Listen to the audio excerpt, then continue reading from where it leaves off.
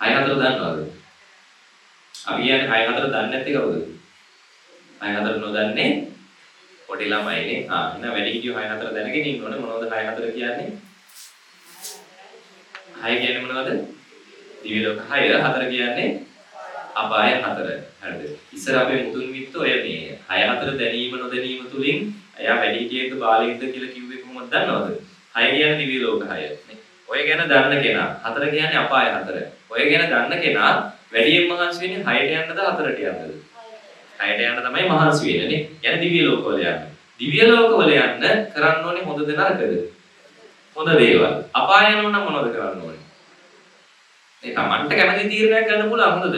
ඔබට කිසිම වාරණයක් නැහැ. ඔබට කැමති නම් අපාය යන කිසි ප්‍රශ්නයක් නැහැ. වැරදි දේවල් කරන්න. ඔබ වැරදි කරා කියලා මම අපාය යනවද?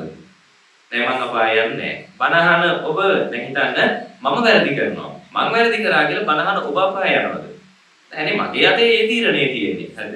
ඒ නිසා මම තියාගන්න මේ තමන් කැමති තැනකට තමන්ට යන්න පුළුවන්. හරි.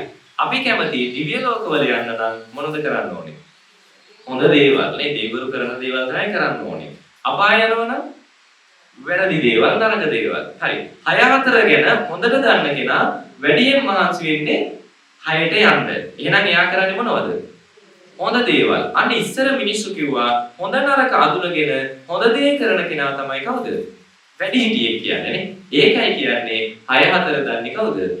වැඩිහිටියෝ කියලා. හරිද? නැත්නම් ඔය කට ගහනවට ආවට ගියාට කියපුවා නෙවෙයි නේ. චිත්‍රපටි පටන් ගන්නකොට දාන්න ලියපුවා නෙවෙයි ඔය 6 4 කියන්නේ. හරි ඒවා අපේ අතීතේ තියෙන හරි ලස්සන කතා. ඉතින් මේ හරි. ඔය 6 4න් වැඩියෙන්ම අපිට යන්න ඉඩ තියෙන්නේ කොහාටද? වැඩිම අවස්ථාව තියෙන්නේ කොහාටද? කොහාටද වැඩිම අවස්ථාව තියෙන්නේ? සතර අපායටනේ. අයද දිව්‍ය ලෝකවල යන්න වැඩි උමනාව තිබුණට වැඩිම අවස්ථාව තියෙන්නේ කොහේයටද? සතර අපායට. මොකද නිරන්තරයෙන් අපි තුල ඇති වෙන්නේ කුසලද අකුසලද? අකුසල ඇති වෙනවානේ. හරිද? හිතන්න මෙහෙම දැන් මේ පින්කම කරන වෙලාවේ ඔන්න දැන් එකපාරට මහා හයියෙන් වහිනවා. හරිද? පින්කම හරියට කරගන්න වෙන්නේ නැහැ. ඔබට පින්කම ඉවරලා ගෙදර යන්න වෙන්නේ නැහැ හරියට වහිනවා. හරිද? හයියෙම වහිනවා. කේන්ති යනවද නැද්ද?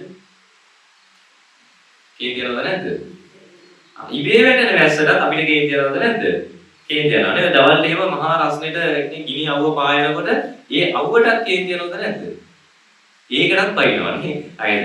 ඉර පායන එකටත් බලිනවා, වැස්ස වැටෙන එකටත් බයිනවා. හිතන්න ඉබේ වැටෙන අවුවටයි වැස්සටයි තුන් අපිට අකුසල රැස් වෙනවා නම් සතර අපාය බුදුහාමුදුරු දේශනා කරේ අපේ කොහේ කියලාද? මහා ගෙදරනේ. කොහෙද? මහා ගෙදර. ඒ කියන්නේ නිරන්තරයෙන් යන්න එන්න තියෙන තැනනේ. හරිද? මාස දෙකකට තුනකට සැරයක්වත් අපි මහා ගෙදර යනවද නැද්ද? යනවා. එහෙනම් දැන් මරුණොත් දැන් යන්න වෙයිද කියන්න බෑ. හරි. ඉතින් සතර අපායේ උපදින්න එච්චර අවස්ථාව තිබිලා නේ. එබැවින් තිරිසන් ලෝකෙම කොච්චර සත්තු ඉන්නවද නේ? දන්නවද සතර අපායේ? බලමු මහා ගෙදර මතකද කියලා. නැත්නම් මහා ගෙදර අමතක කරලා ඉල්ලත් දන්නේ නැහැ. මොනවද මහා ගෙදර? සතර අපාය මොනවද? කියන්න මොනවද? තිරිසන්, പ്രേත, අසුර තුනයි. හොඳ මේක මගේ අරුණා.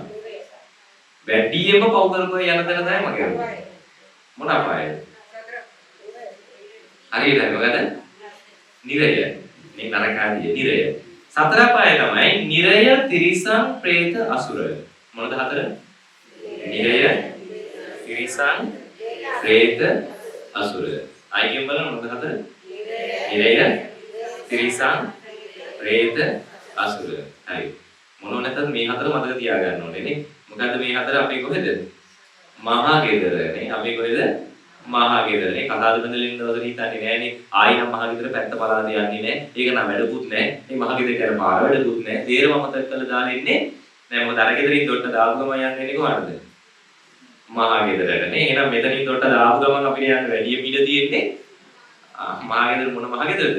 සතර අපායනේ. හරි. ඒ නිසා සතර අපාය ගැන හොඳ දැනීමක් අපිට තියෙන්න ඕනේ. ඒ මොකද දැනගත්තොත් තමයි යන්න බයක් ඇති වෙන්නේ. හරිද?